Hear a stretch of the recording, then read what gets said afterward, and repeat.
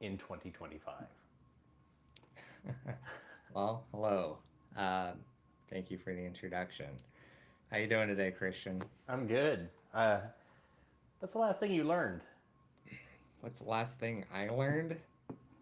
The TIL kind of a learn where you just go, oh man, I just blew my brain on that.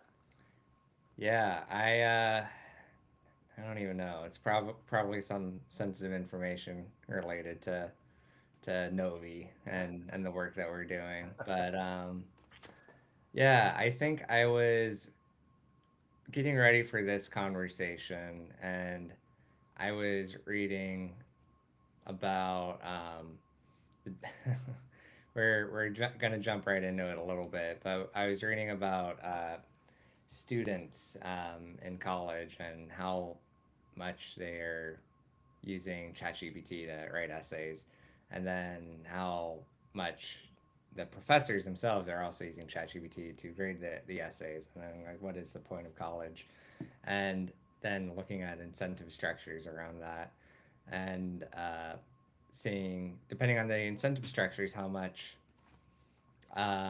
it can make sense that people are just reaching straight for AI tooling and completely circumnavigating learning, and we have to pay more attention to those outside incentives than even like the tools themselves if we want to set ourselves up for success and think about these things holistically. So yeah, I was getting ready for this talk a little bit, and I was learning myself. So you could say that a little bit of a meta answer. What Nice. about you? I was in an interview, I think it was yesterday, day before, with an individual named Hayam, and he talked about this behavioral analysis of companies and businesses and how the whole idea of performance reviews is heavily flawed, and how instead of us going with these performance reviews that are highly recency biased, you would go and you'd provide discrete attainable results as you're going through the entire year, and you give feedback on this. And it was just an interesting idea of saying, essentially, if you want somebody to do something, you make sure you know that they know what you need them to do first. And instead of penalizing them and saying you're underperforming, you get them to a point of saying you're not checking the checkbox because you're not fulfilling the needs. And it was just an interesting way of looking at things. And I get that it makes sense. I mean, you're better off with gold stars than you are with the belt for kids and learning on kids. And this was more of the how you get to the point where employees and managers know to do the appropriate gold starring functionality, and first and foremost defining what those requirements are, and then secondly attaining those requirements and ensuring that a person isn't just poorly performing, it's that they are just not meeting the expectations. Hmm. Do you think the way that you've learned has changed significantly throughout your life? Like if you think back to, your days in school, then your days in college, and then throughout your professional career, your styles of learning. Yeah, I think the more I learn, the easier it is to learn.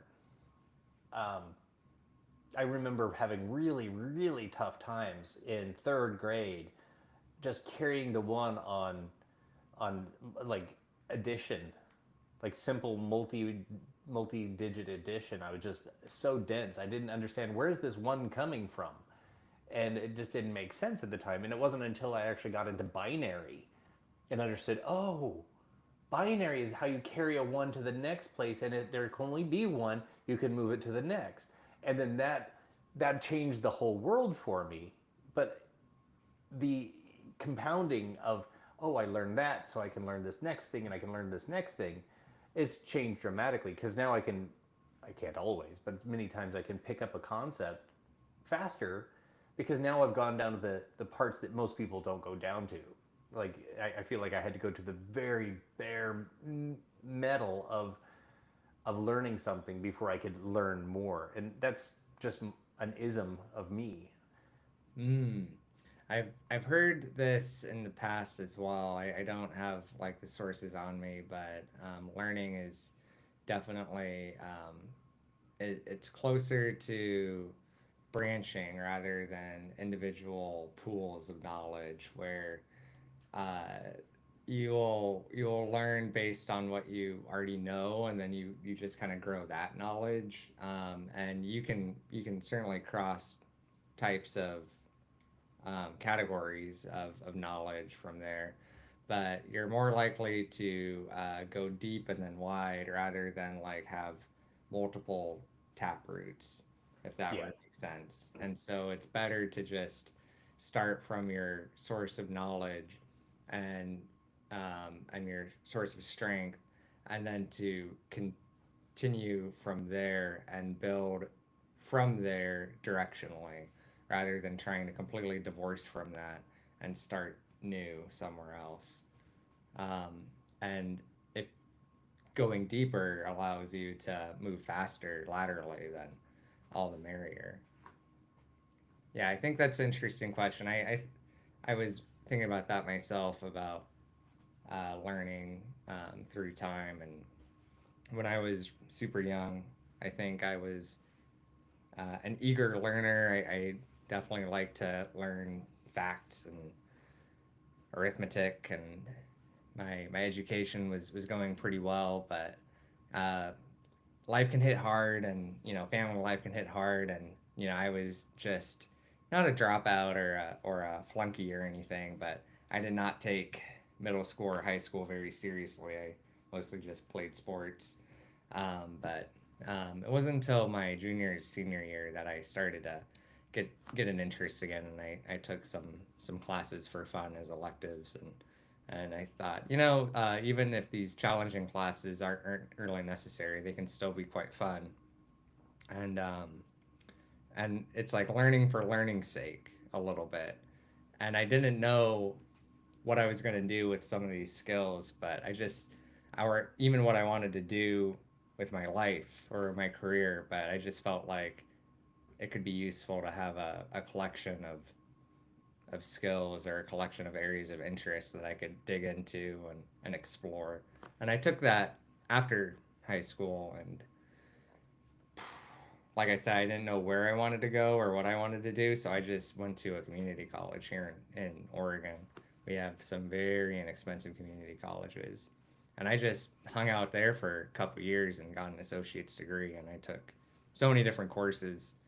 And it was there that I just became very habitual because I wasn't playing as many sports. I was just working and going to school basically. And I would like eat the same foods and do the same routines every single day. And it was in that habit where I would just try all these different classes, but I would just study and do the work and learn all these different things, and then think like, okay, well, this was interesting, but I'm not going to continue this anymore. But it would carry on to kind of the next thing. um, and yeah, that kind of thirst for learning definitely carried through. And I think you're right, though, it did become easier because it wasn't until after college that I went into tech.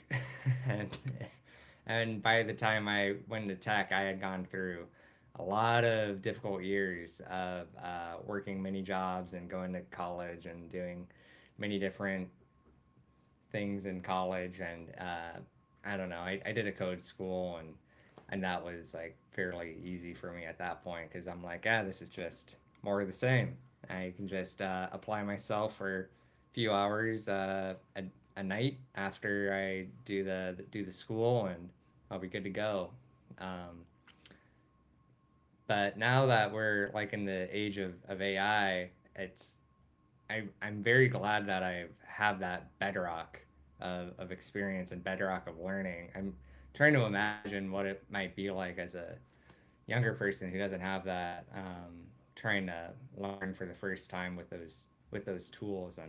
And I think it's a creative challenge and a difficult challenge to think, how can we use like some of these tools at our disposal so that they're not crutches but actually like agents of enhancement to make learning even better. Because I don't know if you've seen, but there's been some studies that have been thrown about, and you might have even experienced this yourself.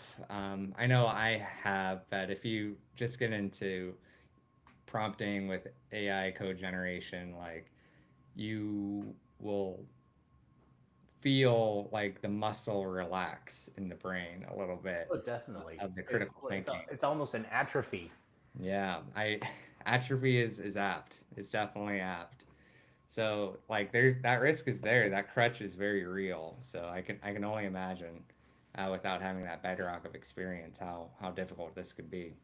There's likely the pendulum, the pendulum of going so far one way and then having to come back, where on one side everything is learn yourself as a human, learn different things, generalize, and then the AI will swing over all the way to the other side of you don't have to learn anything, you just need to learn how to drive.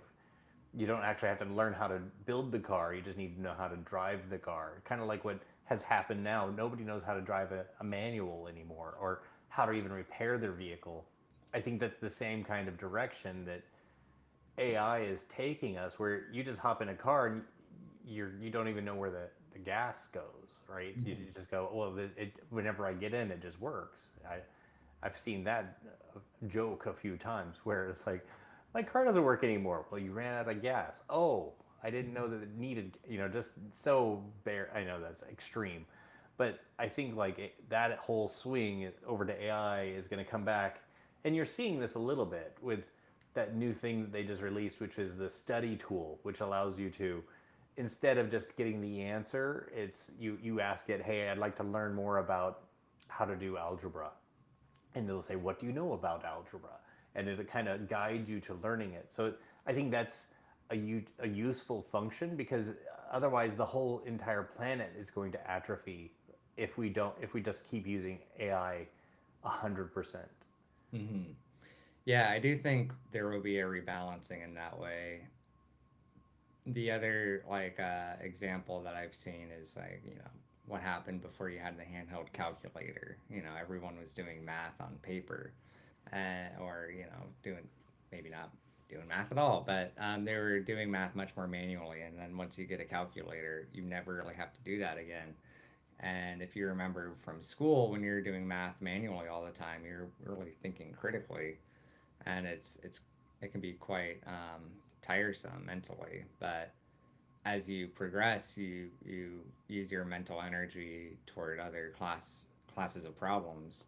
Um, so I do think and hope that we're just kind of in that phase of recalibration where we're moving our mental energy towards different classes of problems. But it certainly seems like we're in that gap, that I, initial I gap. still think the pendulum has further to go towards the AI Hmm. before we start in the rebalance phase, because it's well known that many companies are letting go of a lot of their staff in the expectation that they'll make up for that loss of warm bodies in that case with AI. I just don't see how that's going to happen. There has to be a rebalance eventually, but I still keep seeing layoff after layoff of people saying, okay, we're going to refocus our efforts into AI. Maybe these people weren't AI, maybe they're going to be AI, but it's too early to say that there's going to be a rebalance. I still think there's a lot further to go, and it's going to get a lot worse Oh, before a rebalance happens. yes. I mean, in terms of professionally and like that, you know, numbers of employees and that, yeah, I definitely think it's going to get worse. I absolutely agree.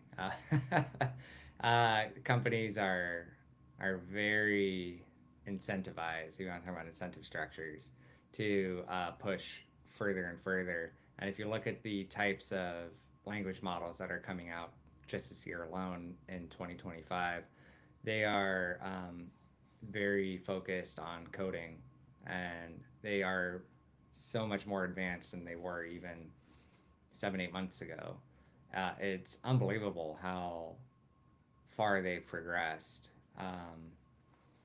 Galen, who we work with, he just shared another example of one where, with a single prompt on a very small model, and a one sentence prompt, that spun up a HTML and JavaScript Space Invaders clone, Yeah.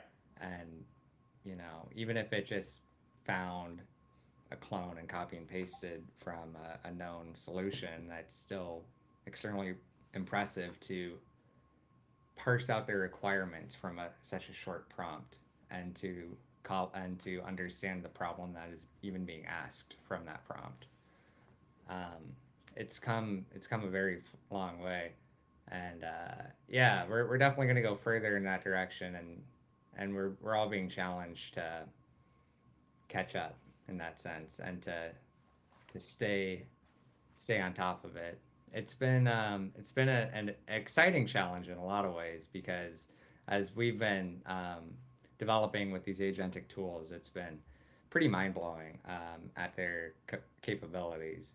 But outside of like the brain, like kind of the fog or the atrophy or however you want to say it, like what other kind of things are you looking out for related to learning, or maybe not even, just while we're on the topic? Sure. No, it's a can of worms that's about to explode with this whole agentic aspect of everything. So we're talking about learning, but learning, it's a longer tail in the respect of, like, people used to know how to turn the crank on their Model T to get it started, right? That's no longer needed anymore. That and when the electric motor came out and they said, okay, we're going to put an electric starter on these things, I'm certain somebody was like, oh my God, how are you going to learn how to do this in a cold winter and your battery's dead? Well, you figure out how to push start it or something like that. And then when the automatic transmissions came out, people are like, well, how are you going to drive a car? Well, you just drive the car. There's other stuff that's going to happen, like whenever we get into this place of like writing an email. Even now, sometimes I'm like, well, I'll just throw the ideas into a GPT and ask it to give me an answer of how to write the email. I'll just let it reorganize it.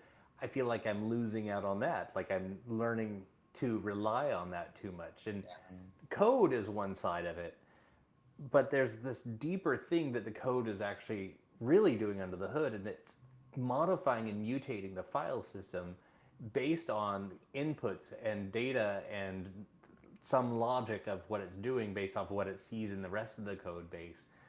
The next phase of this is going to be starting to, and we're already seeing this, modifying behaviors of your house. Like it's going to turn lights on and off. I mean, we can do that already with like Google Home, but I'm talking like full on, like it'll know, hey, I'm about to be home. Can you turn the lights on or get something, or just the physical world is going to be modified, mutated, just the same way as file systems are being mutated. Even so much as like making purchases, you see that with shopping. Chat GPT is starting to do this whole thing of shopping. It could even be to a point where I have a personal GPT of sorts, and we'll talk to your GPT, and it'll say, I could say even to something, hey, let's find some time with Grady. Is he available? And your thing would go, let me go look at this calendar, and it would go, sure, let's go ahead and pop a slot on there. I always go back to this one scene in one of the more recent Westworlds, where one of the main protagonists is in there, and she says, get me a hotel room.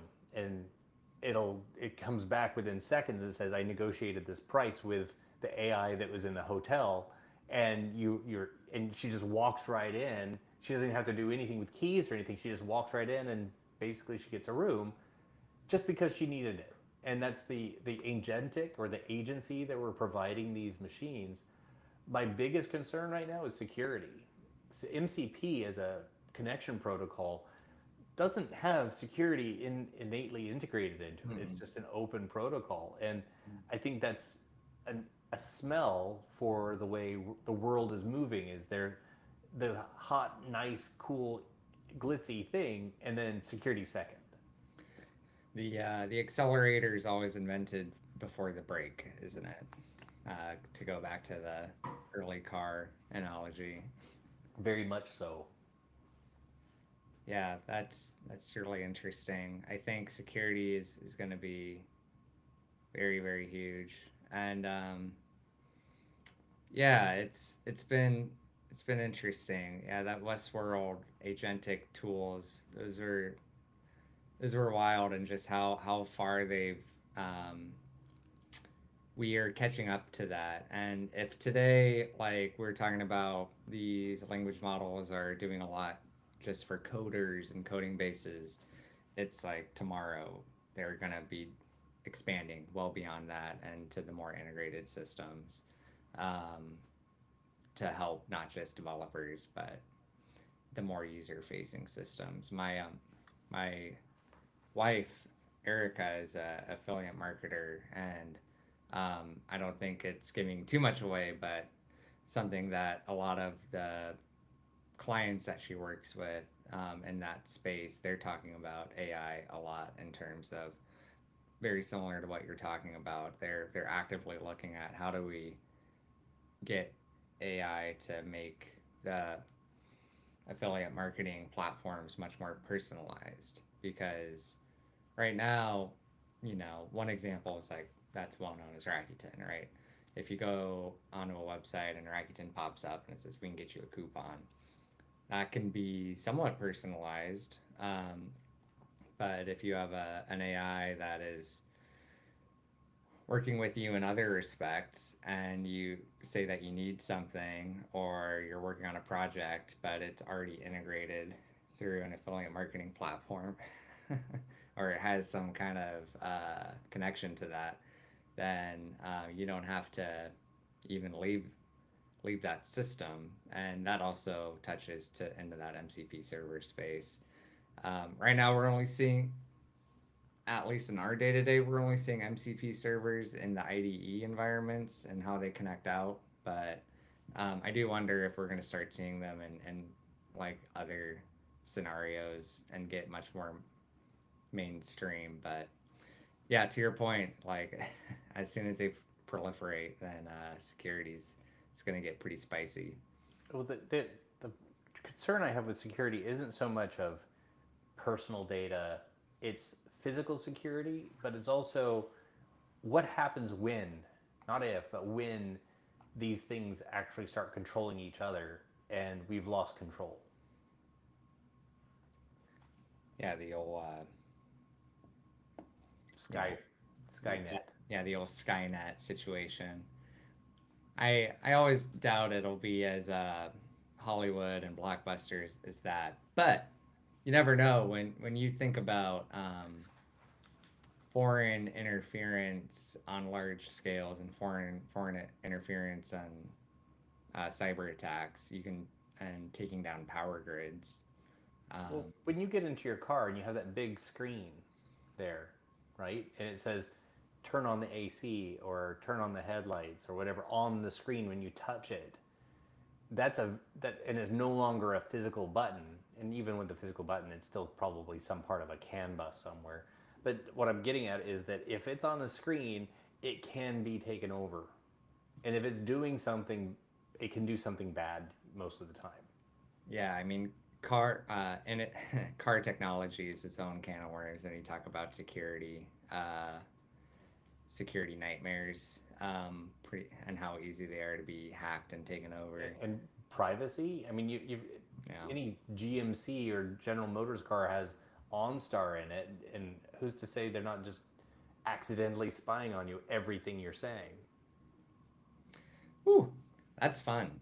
Um, Well, I mean, I know I'm tinfoil hatting this a little bit, but at the same time, if they could get that data, that audio data, we have language models that can read and listen and understand your intonation and your concepts of what you're saying and target you.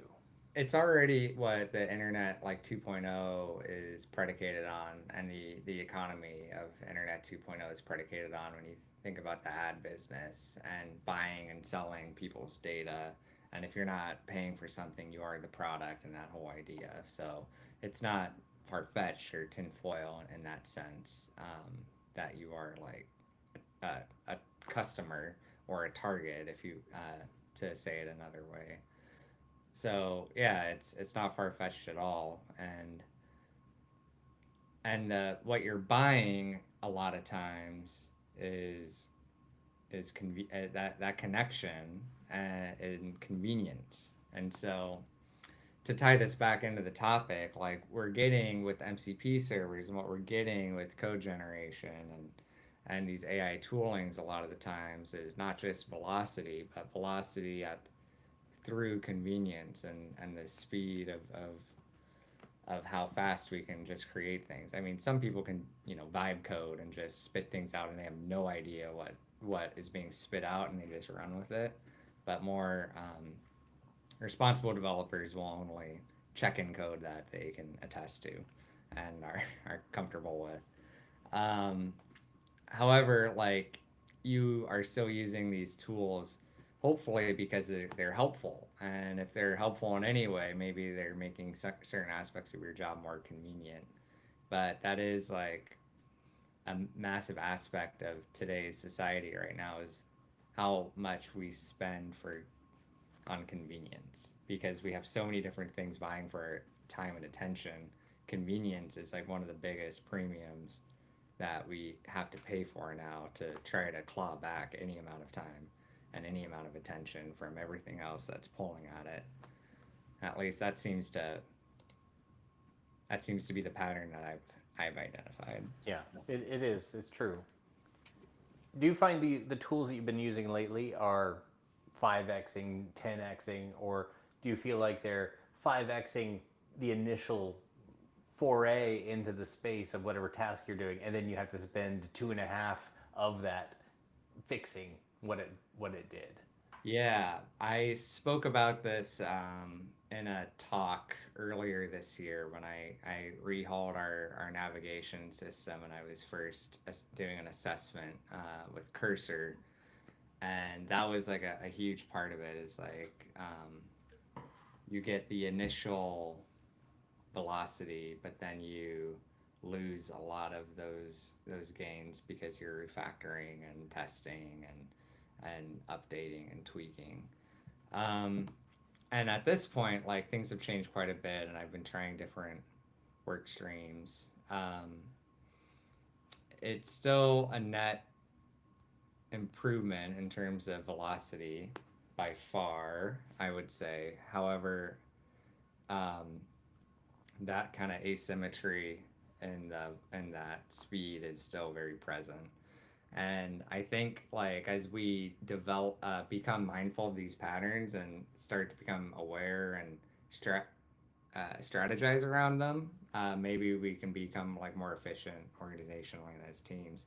Because I do think like it is best if you are like thinking through how to organize and solve the problem first, get it to help it set it up, but not so far that you don't know what it's building. And then you can like slowly iterate through that. Because if you just try and one shot it, but you don't understand the specifications well enough yourself, or you don't understand the solution that it's implementing well enough yourself, it can put yourself in a lot of trouble. And if you go just very slow, you might not be going any faster than if you were just doing it yourself. What if you didn't know better though? Like, hypothetically, you're a senior engineer. What if you're a junior or just starting out and you're in this vibe code space and it produces the result you wanted? You wouldn't know any better of whether or not you actually should go back and fix that or commit the PR. It just does what you think, and it becomes a manual transmission to you then. Right. Yeah. Yeah. This is another thing that I highlighted in that same talk for folks who are working in areas that they're less proficient in. I think, in terms of identifying patterns and strategizing around them, we should not be afraid to use these tools, but be mindful of like two main things. One is like if you just blindly use it, you're gonna stunt your growth and your learning potential. So that's like the risk. But then the opportunity is if you take the time, these tools are very good at explaining in depth and with a lot of specificity to your exact problem, like concepts um, and learning potentials, and more so than like learning from a web page that is related, maybe, and you do get to build connections because you apply it from like the code editor and the web page to the documentation, and then you make those connections. But that can be a level of friction and can take some time. But if you do take a little bit of time and just query the agent itself, why did we do it this way? What is the benefit of this pattern? What other patterns could we think about? What are the pros and cons? And if you think about it as a learning opportunity, you can actually use it as a good way to further your own learning. And you may not know any better ultimately, and you'll hopefully be relying on your peers when it comes to the code review, if nothing else, or you can do pair programming before you even get there if you really want to double check and get a sanity check. But that was my first initial takeaway, and I don't know if I've really evolved it too much in the months since then. But I'm curious if you have any ideas around that as well. I the PR or the pull request, Mm-hmm. the code that is ultimately encapsulated as the delta from the previous state to the next state, that is where you end up looking at the most critical components of how did you do something, why did you choose this change versus another change. I kind of feel like the vibe coding or the even the Kiro, which is the AWS version of the IDE, where it gives you a structure and a framework and then gives you requirements and then generates that. It still comes down to the delta of what was and what will be. I think that's where the actual power is we are currently, and you see this all the time, impeded by the abilities for somebody else to devote enough time to understand the scope of the change you're making. Like if you say, hey, partner, compatriot, peer, programmer, guy, girl, can you look at my PR? The first thing you're going to go is, I don't know what you've been doing it. Most of the time, in small startups anyway. Bigger, it might be different, your team, but they're going to go, she looks good to me, and rubber stamp it. Yeah. So that's the gatekeeper of getting garbage code in after you've vibe coded something. And I think the real power is getting those to spend, because it's not one of those things where it's like always needing to turn on the data, it needs to make changes or anything like that. It can just look at your changes and go, that's bad, that's good, these parts should be done this way, you should never do character, like you should never do SQL concatenation of strings, things that are simple. But then it really needs to look at the what was and what will be and the spec that was done and say, does this conform to the spec that we wanted? The power is going to be in training those systems, I think. The pull requests, the delta, the modification validators, as a linter even. Yeah, yeah. I mean, that would be an amazing tool. But um, do you think like for like the junior engineers and just any kind of student, when you have tools like that at to your advantage or like at your disposal, how do you use them for your advantage so that you're not just using them as a crutch and atrophying? Like how can you use them so This that goes you this are. goes back to the primary target of talking about learning. Yeah, exactly. I don't think the next generation of engineers that have been brought up on vibe coding are going to be successful because they have not learned what they need to learn to be able to look at a PR and go, that's bad. Is it a case where, like you said, we haven't gone far enough, and Yeah, so we're still on that. it's just too soon to even know? Yeah, we're still on the downswing or on the bad path or whatever you want to call it, on a specific path towards that, and we're not going to see the horror of what we've created for a lot longer from now. Yeah, I think professionally, that's definitely gonna. I can definitely see that and can speak to it because it's so close.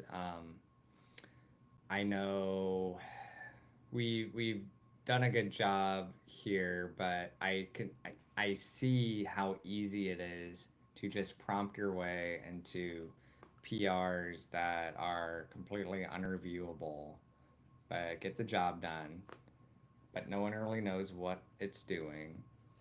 And and if you multiply that again and again and again, and that becomes your standard operating procedure, you're going to end up with a code base that is completely unmaintainable. And Except by an AI. at, at best, Yeah, yeah. at best. Yeah. uh, um, you hope. And yeah, and that's where maybe a specialist could come in and help. But yeah, it's that amount of just like slop at that point of just slop of systems on systems and systems that don't even need to be as complicated. It's very good at overcomplicating things if you let it. Yep. When you only need something fairly simple, um, it doesn't understand avoiding premature optimization very well unless you give it like very explicit rules around it. And even then, it still doesn't pay attention to them No, frequently. yeah, yeah, it does like to hallucinate here and there. Back when ChatGPT first came out, it was going rampant through my son's high school, I wanted and to talk about schools, so yeah, tell me about he this. he ended up getting busted for writing something that he didn't write, and he admitted to it as much. And the teacher was livid. I was very upset that you. How dare you do this? Present something. He called it plagiarism. The teacher called it plagiarism, and at the time that's all you could call it because that there was no other way of indicating this. But I said to the teacher, there's no human. It has to be a to be plagiarized. It has to be a human generating the original content. At least that's my take on it. My point though was that when I told this to my son, I said, don't do this. And if you do this, make sure you do the appropriate prompt engineering to say, as written by a ninth grader to your prompt. Because otherwise, there's no way you're going to look like a Stanford graduate. Giving him an exit plan, yeah. So the meta of this is you had brought this up a little bit ago of it's important to know how to create a prompt that does the right job. The same way you need to learn how to drive corners fast in a high speed vehicle or something. You need to learn how to do it. You can't just hop in and just go do it because if you don't know how the stuff works under the hood, it's just you're going to end up with garbage or an accident. So what my point ultimately is I think today's engineers are going to be prompt engineers. And the prompting I'm talking about is two layers of prompt. The first one is the one most people are familiar with, which is user prompts. Like type in a thing that says, please create me a Space Invaders game, whatever the prompt is, that has to be encapsulated. But I think the real power, the real prompt engineering isn't in the user prompts, it's in the system prompts. The ones that tell the system you are an expert coding assistant and you have these tools and functions Yes. available to you. The system prompts are where the gods of the engineering world are going to exist.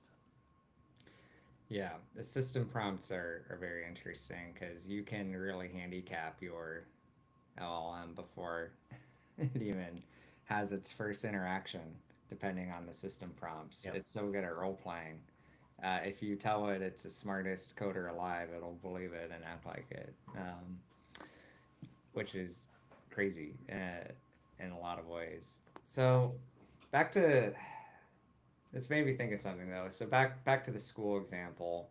A lot of times when you're writing, not a lot of times, when you're not a graduate student and you're an undergrad and everything below, the point of writing essays, unless they're college admission essays or you're like a graduate student, the point of writing essays isn't to actually write about whatever it is you're writing about. It's not about to making a difference in the world of research or furthering any kind of insight. It's really about your education, as far as I understand this, and it's about practicing and developing your own um, rhetorical skills and ways of writing, and your own skill of writing, and your own ways of being logical and piecing together your arguments and your theses.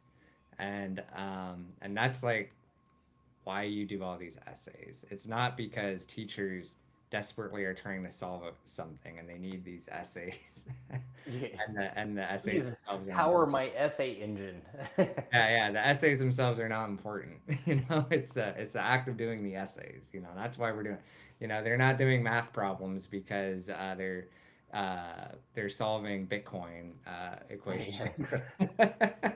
Well, They're- whenever I get into these kinds of thinking, the nihilist in me just bursts out, and I think heat death of the universe. Like, eventually, nothing matters at all. well, go for it. But a lot of people, a lot of people. Oh, dogs are going It's all crazy. good. One moment. Life happens.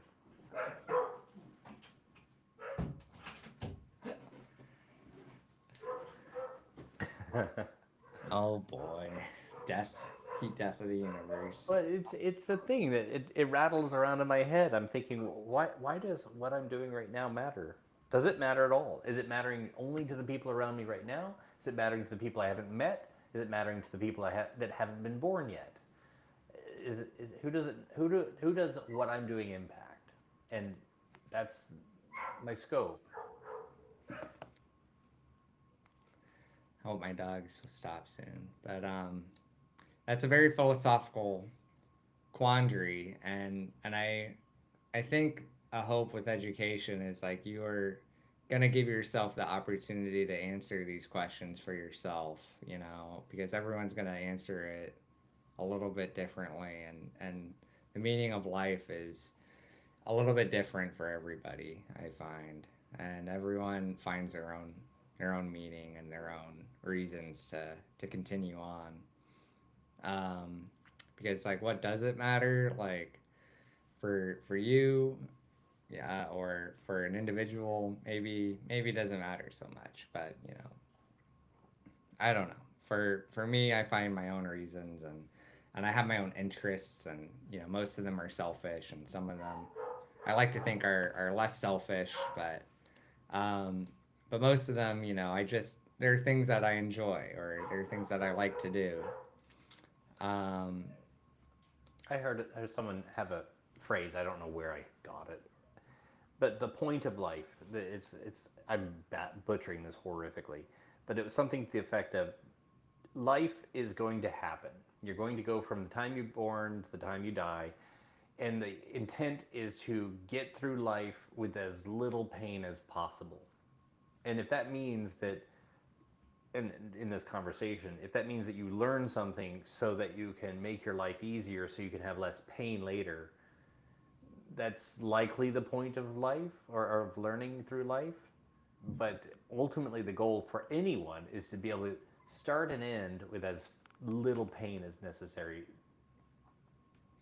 yeah, and either paying for, and that's one way of looking at it. It's like a kind of a hedonistic way, or and not in a prerogative way at all, but just in like a kind of an abject way, where you're thinking, listen, I want things to go well. I don't want things to go poorly. And whether that's day to day or we're playing the long game, overall, I want it to go well. And I want to make sure that this went well. Um, and whether that's well, meaning like pleasurable, that's one way of measuring that. And so, what's the point of learning is like it can help enable you to hopefully, like, we're all born into this world under different circumstances. We're informed by our genetics, and we're informed by our environment. And that's what gives us our kind of unique personhood a lot of times. And then once that gets combined and we get spat out, the environment keeps playing a role. Genetics, mostly stable. It can change, but it's mostly stable. Um, Depends on the person you're with and the kind of offspring you create. yeah, genetics are funny, but for the purposes of this, they're pretty much predetermined. Um, but yeah, your environment will continue to play a role. But like if you're born in a wealthy family, that's gonna really have a large impact on the future of your life versus if you're born in a very poor family. But the things that are happening in your environment are going to continue to have an impact beyond how you were born. And as you educate, that's just part of your environment ultimately.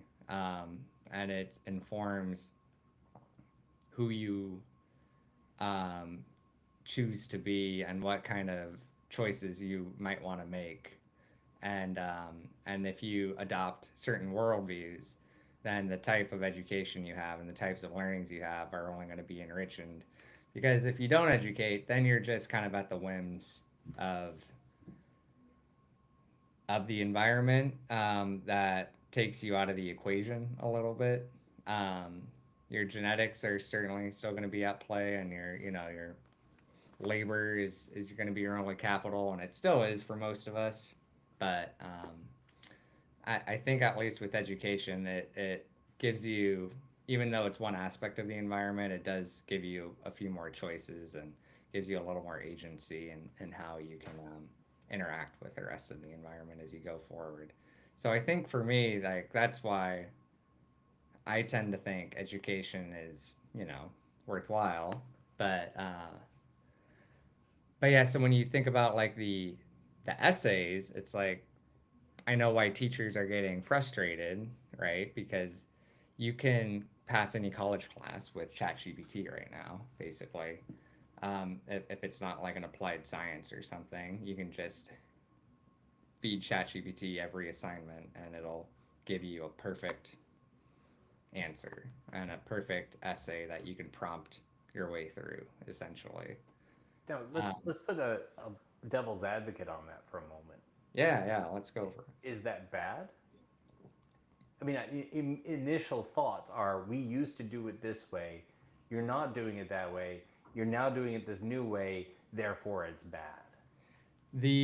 It depends on the incentive structure of like, is it bad? Because are you going to like if we're talking about college, why are you going to college? Are you going to college to learn like we were talking about and I was talking about, or are you going to college because getting a degree is shown to also help your likelihood of getting good jobs? Well, let's put a black box around that. I go to college so I can be successful. So that encompasses both of them. That makes it really hard to parse it out. Of course it does. But if you say to be successful, you must have certain skills. What check boxes do we have to fill? Do you need to learn how to 1 plus 1 works? Or do you need to know what the War of 1864 was? I Or do would you need to know how to tell an AI because everybody else is forcing you to? Do you need to learn how to prompt engineer and validate the results? Well, if you don't know the answer to that question, then you're gonna have a tricky time because I would say it's probably dependent on your job that you're trying to get, right? And if you don't learn these things and you just learn how to use AI decently well, which, there is some skill in learning how to prompt well, but it's not too difficult from what we've seen. Well, how long do you think it's going to be before an interview question is tell you have access to an AI, make it do something and show me how you do it. Not like here's a coding challenge or here's a hypothetical situation to solve it, but more like here's your AI, make it do the task. Let's see how well you can instruct it.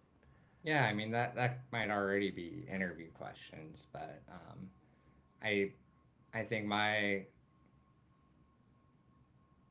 I don't even know if it's an argument, but like my point is like I think if you are actually learning the topics for yourselves, then you get both. It's just less convenient, like throughout the time to get through it, and it's more difficult. I'm sure there was a time in this world of ours where if you didn't know how to, well, I don't know, dye your own clothes or Yeah. sew or cook a specific kind of meal or maybe denaturize certain alcohol. I don't even know what it is. But I'm sure there was a time when that was a critical function of your daily life. And if you did not know how to do that, then you were effectively useless. Yeah, and those are like very tactile skills, and I think that certainly now there's going to be skills like that are going to be rendered obsolete, right? Um, the pendulum hasn't swung far enough, but also beyond just tactile, explicit skills, I do think that there is the kind of maturing and the forming of the brain and the kind of that human intellect even where if you short circuit that like are we just diminishing humans and making ourselves worse Or uh, are we, as you said before, our attention is now focused somewhere else, and we now can expand in these areas that we couldn't expand before. Now that we have this free time to do that. we are doing that but the pendulum hasn't swung so far that it's like very obvious what the better alternative is. I think like it's like much more obvious that we spend our time doing X, Y, and Z, then I could see that. But right now, I haven't seen the evidence for that. So I still think it's good to practice A, B, and C because it'll make you well rounded and give you like an opportunity to better learn X, Y, and Z once it's available. Did you happen to see the article I wrote about what it means to be a smart person? I think is what the title of it was. Um, I saw that. Yeah, I didn't read the whole It's thing. I easy. did see it. It's six pieces and two of them are the same, two or three of them are the same. So the idea That's is that you have intellect, which is your ability to compute. Then you have knowledge, which is the data that's fed in, and then you have wisdom, which is the mistakes, learning from the mistakes. mm-hmm. That and you do that on a factual basis, and you do that on an emotional basis. Now you have six different things. So you have three. You have the intelligence, and then you have emotional intelligence. Then you have knowledge. Then you have emotional knowledge. Then you have wisdom, and you have emotional wisdom. Mm-hmm. The AI is that I see, or at least the I in AI, artificial intelligence, it's not getting the wisdom right. It's not Mm-hmm. getting the failure modes.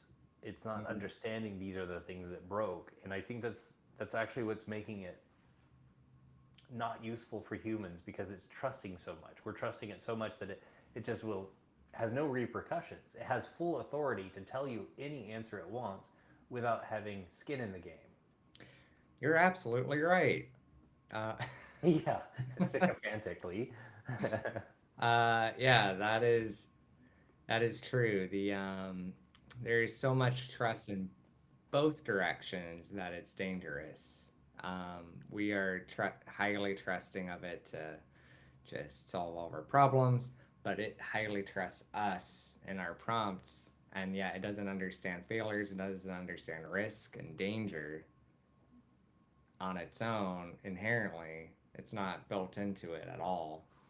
Um, you can just say like the sky is red, actually, Okay, and it'll say you know what, you're I can right. see that. Yeah. Yeah, I never thought of it that way, but you're absolutely right. When And my son was first about to be born, I thought it would be a funny joke. I never did this to say something like an apple is an orange. and an orange is an apple, and teach them that. Ah, man. Yeah, tricking kids. But we're there with AI. Yeah, we are. Yeah, that's a great example. Yeah, I actually did that with a kid we were at a restaurant and I just told him like a bird was a dog or something. I was, I do this one. I've done it recently actually, and where I'll with a straight face I'll say to somebody, "This is not necessarily learning. I'm just taking adventure to a diversion." I'd say, "You know what? With all these words you're not allowed to say anymore, there's one that really stands out to me lately, and it makes people feel bad. And you're not allowed to say the word gullible to anybody that you're gullible because it's hurtful. I mean, it makes a person feel really bad if you tell them they're gullible. So you're not allowed to use it anymore. oh, It's a social norm that's now excluded. that is so sad. They're actually removing it from the dictionary, in I fact. know. I remember you mentioned this at the offsite and someone believed you. Yes, and I'm not going to mention their name. They know Yeah, who they are if they watch this. I forgot who it was actually. We It's can all talk. good. You can remind me later, but I want him. I wouldn't want him to lose his job over no, yeah. that. I remember sitting there though, and I was just going, like shaking my head, like, no, don't do it. Well, I can say this with my brother-in-law. I got him on that, but it was worse than you could ever. It was the best one, worst or best, however you want to say it. I remember this very clearly. He had come over to the house to pick me up, and I'm sitting in the back seat. He's in the front seat, and we're driving to go see some comedy show or something like that. And we got talking about different. I started off with the intent of getting him hook, line, and sinker on this. Oh no. So I started using words you're not allowed to use, like master and slave, or different words. Or like I was talking about Primer. technologies. There's tons of words you're not allowed to use. I'm probably getting in trouble for saying that now. But then I said, and you're not allowed to use the word gullible. And the moment he said, really? I was like, yeah, that's horrible. And then I kept going with all the different words, different things you're not allowed to say. I just want And to. I just wanted to pluck that in there. And then he comes back and says, man, that's so bad about the word gullible. I thought that would be, I don't understand, but okay.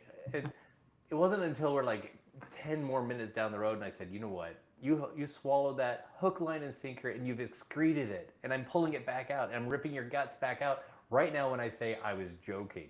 It's like, damn it. That metaphor of excreting it and then pulling it back out with the guts is really vivid. That's what I said. I'm not going to sugarcoat it. Yeah, yeah. It's a good one.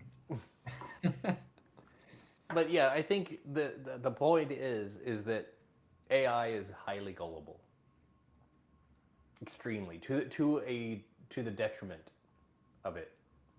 Mm-hmm. It's very malleable. You can tell it what you want it to do, and it'll just believe you.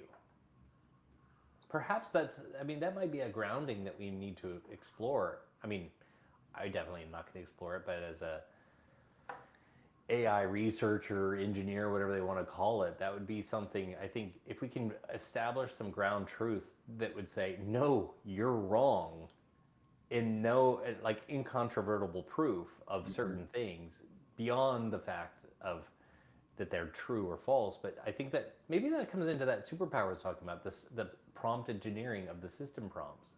Never agree to anything that's factually false.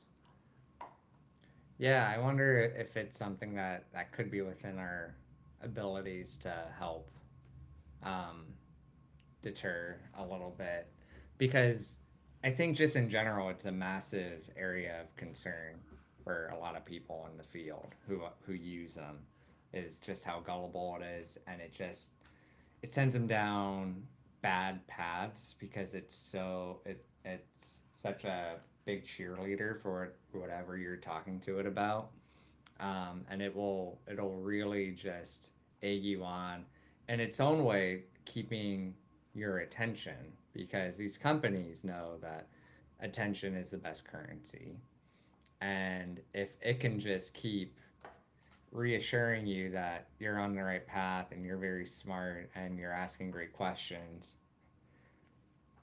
then these companies are incentivized to have a gullible product at this point.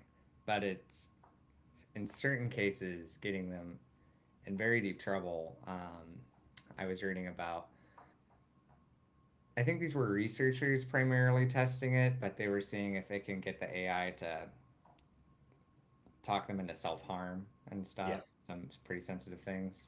Um, and yeah, there's lots of gaps still, where it can be tricked very very easily, and and yeah, we just have like a long way to go to fully feel that pendulum go swing, like Yeah. as you were saying, and and yeah, I just when I'm thinking about students today, and if we're all lifelong learners, I'm talking about senior engineers to middle school kids writing their first essays for book reports.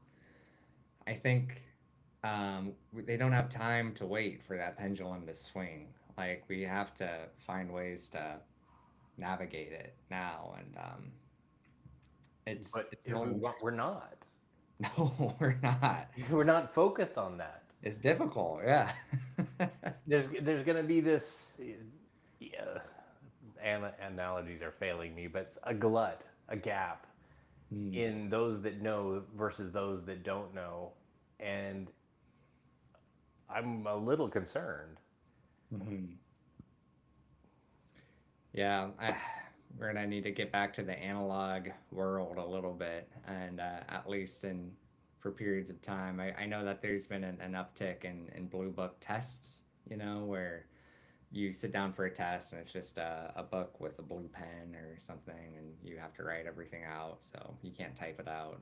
No way to be connected to any kind of LLM on a computer. Um, so there's certain band-aids, but something that occurred to me with your discussion about your I think it was your son, was like I can talk about how we can learn effectively as software engineers while using these tools, but I can't talk about how to learn effectively as an English teacher and teaching students who could just prompt their way to an essay. So what I'm thinking is like this might be highly subject to any given area of expertise and area of interest, that we find creatively and have to think critically, how can we use these tools to serve any student within this realm, and find strategies and find patterns that are able to help students and not hinder them and atrophy them, so that they can both learn and benefit from these tools, because they're not going away, right? No, The cat's certainly out of the bag. it, you've seen sci-fi shows before where the robots took over the world and then they're banned, right? There's like this mass event where it's like, okay, you're not allowed to have a synthetic, as they call it, or you're not allowed to have a robot because the thinking machines took over. I mean, it doesn't matter what sci-fi. Eventually, there's something that Oh, has some event like that in there. It's possible that we get to that point. I mean, at this rate of advancement, those things are looking more and more reasonable. And so that blue book test becomes what we end up with after the thinking machines have taken over and we've squashed them. That's hypothesizing that we were able to take over, like squash them. yeah. It's technically possible, but I don't even want to entertain it personally, because of geopolitical reasons. I think the only way to get to that point, like very bad things would have to happen first. Personal, like because China has their deep seek model out, like the American government has shown a large willingness to back AI development and not want to regulate it too much, because we can't cede the race to other countries, and that line of thinking has been present before, and it once that the ball gets rolling, it's been very very difficult to stop, and unless something very very large and momentous happens. I mean, I would love to be wrong though. You know, I would love to see some smart regulation around this. I think that would probably be very helpful as well. But again, it's like waiting for that pendulum. I don't know. There are certain things that are just not going to be within our control. But I could probably help if my crystal ball over here wasn't cracked. it cracked. Ah, man. Yeah, it was first got really cloudy, and then now it's just completely cracked. It's fractured. I'm sorry about that. That could have been helpful. Um, but yeah, this We're is nearing time. What is there any parting words of wisdom you would like to give yourself if you were 20 years younger? Imagine you're yourself 20 years ago, but now, where you were in your learning and your skill set, because that's what other people are. There are people that are 20 years your junior that are here now. What do you think they should be focusing on? so 20. I'm gonna age myself a little bit. 20 years younger, I would be, let's see, entering high school, and I would not be taking, this would be where I really wasn't taking school very seriously at this point. And honestly, I was a bit of a knucklehead at this point, but I would probably be hoping to plant seeds rather than hitting myself with a hammer. So it depends on where people are at, whether they're ready for a seed or ready for like an actual lesson, or they need a hammer. Um, You went through your time for a fairly long time looking as if you were a generalist. Would you say stay a generalist, or would you say become a specialist, or find some sweet spot between those? yes.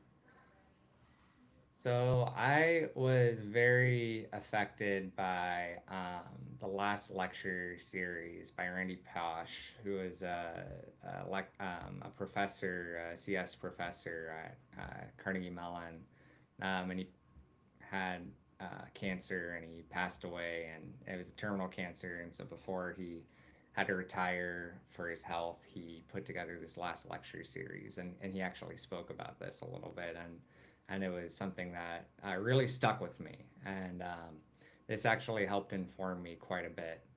Um, and I would say that what he said there is what I would say here, and then I'll give my own spin on it as well. But he says that find a way to get valuable, find a way to be valuable, and be really really good at it, and then from there you can learn to do other things and expand your spheres of influence. But he was basically positing for like go really deep in one area and just become an expert in that, and if you had to do anything, and I tend to agree with that. I tend to agree it's like it's really good to be very good at something, because when you're very good at something you can help a lot of people out in ways that not a lot of people can. um, you may not be able to help them with everything. You're not going to be like with a person through every aspect of their life, helping them with every problem that they come across. But when they come across like something that only you can handle, then that is something that is a really nice place to be, to have some kind of specialty. So my spin on that though is like everyone's journey is different. And I think it can be really difficult when you're growing up, and it can be really difficult when life is happening, and when family life is not stable, and things are completely outside of your control, to even be thinking about these things and to make decisions that have very long time horizons. So when you're in those situations, it's really good to just keep your options open, build bridges, and learn wide to understand what you don't like and understand things that you might like. And you're just looking for areas that you might want to go deep in eventually. Because once you go deep, you're going to go real deep and you're going to spend a long time there. So you don't want to go deep haphazardly in something that you're going to hate and then burn out. Because a lot of people do that. They just say, I want to be a doctor. And then they get into med school 10 years down the line and they burn out and they say, not for me. Same lawyers. So, sounds like what you're saying is find your footing and then branch out. Find your footing and then dig deep a little bit. Find your footing, branch out, but then dig deep a little bit. Yeah. Um, we all come from different situations, and everyone's time to that is going to be a bit different. Of course, took me a long time, but yeah, I would say it's better to take your time finding your passion and finding something you really enjoy, and that you're going to be comfortable getting really good at. But that's where a lot of fun comes, and that's where a lot of value comes, and that's where that stability can come from.